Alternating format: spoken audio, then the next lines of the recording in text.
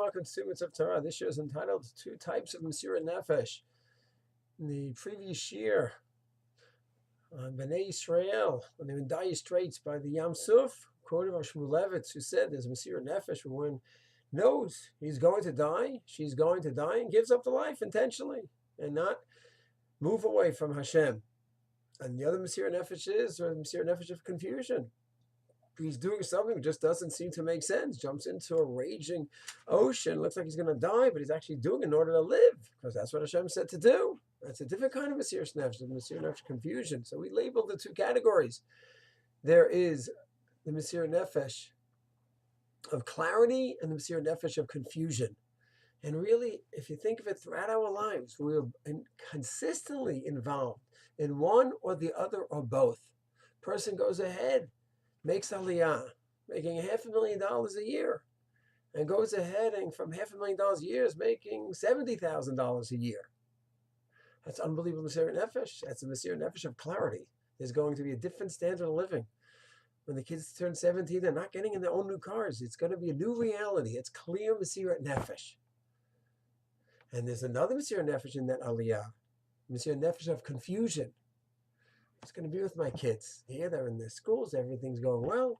I know where they're heading. All the siblings went to this place, that place, and they had that yeshiva to go to. And there's not so much confusion in Chutz La'aretz in Israel. There's very much, we all know, there's different tracks that people on from day one. And yeah, it's confusing. How's my kid going to adjust to this new world? How am I going to adjust? How's my wife going to adjust? That's Mesirut Nefesh of confusion. So here you have an act, aliyah, coming to Eretz Israel, where you have the dual Mesirut Nefesh of clarity, just lowering the standard of living, and Mesirut Nefesh of confusion, where you don't know where things are heading, but you're ready to take the plunge anyway.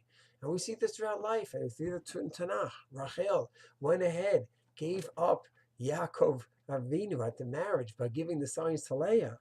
That was Mesirut Nefesh of clarity. He's not going to be my husband now. And Mesirut Nefesh of confusion, because will I ever be married to him? And if I am married to him, well, what's going to be? We're going to have two wives. Are we going to get along with each other? Will he ever love me? Confusion.